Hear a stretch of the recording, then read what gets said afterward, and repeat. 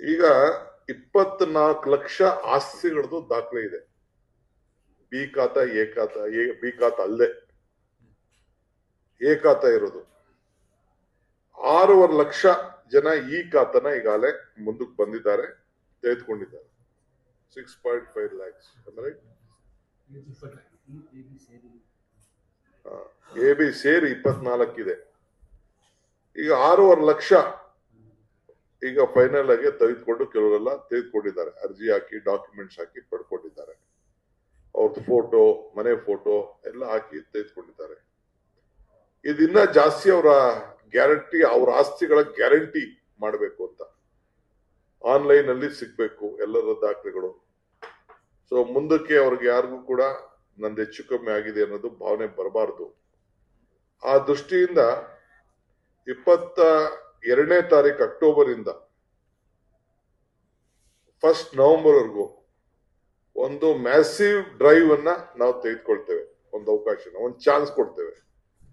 ಯಾಕೆಂದ್ರೆ ಸಾರ್ವಜನಿಕರಿಗೆ ಇದನ್ನು ನಾನು ಈಗಾಗಲೇ ನಮ್ಮ ಟೀಚರ್ಸ್ ಯಾರು ಮುಂದಕ್ಕೆ ಬಂದ್ರೆ, ಇಲ್ಲ ಅಂತಂದ್ರೆ ಬಿಲ್ ಕಲೆಕ್ಟರ್ಸ್ ಮುಂದಕ್ಕೆ ಬಂದ್ರೆ, ನಮ್ಮ ಬೆಸ್ಕಾಂ ಬಿಲ್ ಕಲೆಕ್ಟರ್ಸ್ ಅವ್ರನ್ನ ಹತ್ರ ಮಾತಾಡಕ್ ಹೇಳಿದೀನಿ. ಆಮೇಲೆ ನಮ್ಮ ಕಾರ್ಪೊರೇಷನ್ ನೌಕರರು ಅವ್ರ ಹತ್ರ ಎಲ್ಲ ನಾನು ಮಾತಾಡಕ್ ಹೇಳಿದೀನಿ. ಅವ್ರಿಗೂ ಕೂಡ ಯಾಕೆಂದ್ರೆ ಈಗ ಮುಂದಕ್ಕೆ ಸೆನ್ಸಸ್ ಇವೆಲ್ಲ ಇಶ್ಯೂಸ್ ಇದೆ, ಅವರೆಲ್ಲ ಕೆಲವರು ಕೆಲಸ ಮಾಡ್ಬೇಕಾಗ್ತದೆ. ಈ ಮಧ್ಯದಲ್ಲಿ ಬೇರೆಯವ್ರಿಗೂ ಕೂಡ ನಾವು ಇದಕ್ಕೆ ಈ ಜವಾಬ್ದಾರಿ ಕೆಲಸಕ್ಕೆ ಹಚ್ಚಿ ಮನೆಗೆ ಹೋಗಿ ಅವ್ರಿಗೆ ತಿಳುವಳಿಕೆ ಕೊಡೋದು. ಮತ್ತು ಸಾರ್ವಜನಿಕರು ಯಾರು ಬೇಕಾದ್ರೂ ಪೊಲಿಟಿಕಲ್ ಪಾರ್ಟಿ ಕಾರ್ಯಕರ್ತರು ಹೋಗ್ಬೋದು, ಬಟ್ ಜವಾಬ್ದಾರಿ ಅವ್ರಿಗಿಲ್ಲ. ಅವ್ರೇನಿದ್ರು ಪ್ರಚಾರ ಮಾಡ್ಬೋದು ಅಷ್ಟೇ.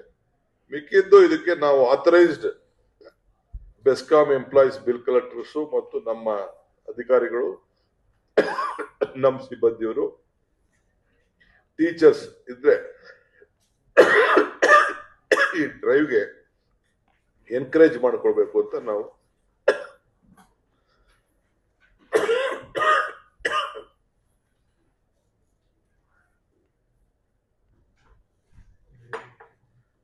ತೀರ್ಮಾನ ಮಾಡಿದ್ವಿ. ಇದಲ್ಲದೆ ಬಿ ಖಾತಾ ವಿಚಾರದಲ್ಲಿ ಮೊನ್ನೆ ಕ್ಯಾಬಿನೆಟ್ ಅಲ್ಲಿ ತೀರ್ಮಾನ ಆಗಿದೆ. 15ನೇ ತಾರೀಕು ಆಗಸ್ಟ್ಗೆ ಅಷ್ಟೊತ್ತಿಗೆ ಯಾರ್ಯಾರಿಗೆ ಎಲಿಜಿಬಿಲಿಟಿ ಇದೆ, ಯಾವ ರೀತಿ ಅವ್ರ ಅರ್ಜಿ ಹಾಕೊಡ್ಬೇಕು, ಆ ಮಾಹಿತಿಯನ್ನ SOP ಲಾಂಚ್ ಮಾಡ್ತಾ ಇದೀವಿ. 15ನೇ ತಾರೀಕಿನಿಂದ